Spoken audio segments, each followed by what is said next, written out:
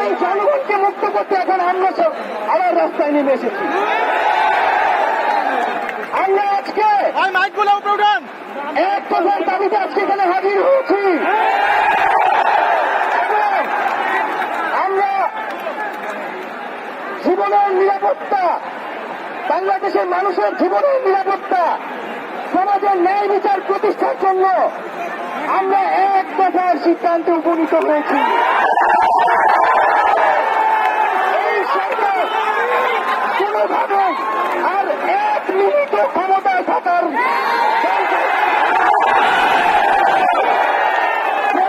বলেছে গণভবনের দরজা খোলা আছে।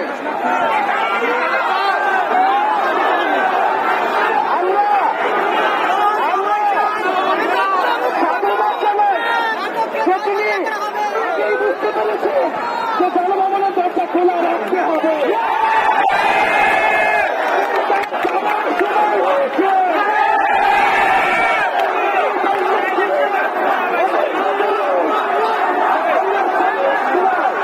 আমরা আপনাকে উৎখাত করার জন্য আসবো।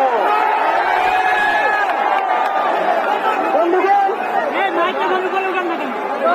আমরা খুবই স্পষ্ট কথা, শুধু শেখ হাসিনাকে পদত্যাগ করলেই হবে না। এই যে খুন, লুটপাট, দুর্নীতি এই দেশে হয়েছে তার বিচার হতে হবে। আমরা পদত্যাগ দিয়ে তাকে কোনো এক্সিট নোট দিতে চাই না। তাকে পদত্যাগ করতে হবে, বিচারের আওতায় আনতে হবে।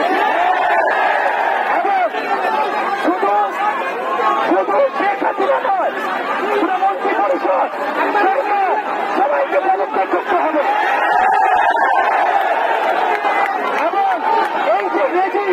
এই যে জাতীয়তাবাদী শাসন ব্যবস্থা, এটাকে বিলোপ করতে হবে।